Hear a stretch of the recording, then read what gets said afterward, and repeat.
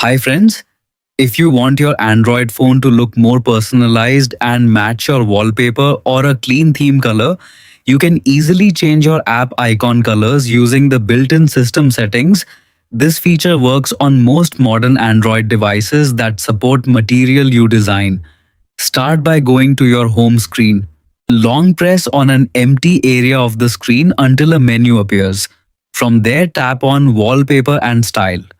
This is where Android keeps all customization options related to your phone's look and feel. Next, open the color palette section. You will see a switch at the top. Turn it on to activate the system-wide theming feature. Once enabled, your phone will automatically generate color suggestions based on your current wallpaper. You can now choose a style that suits you.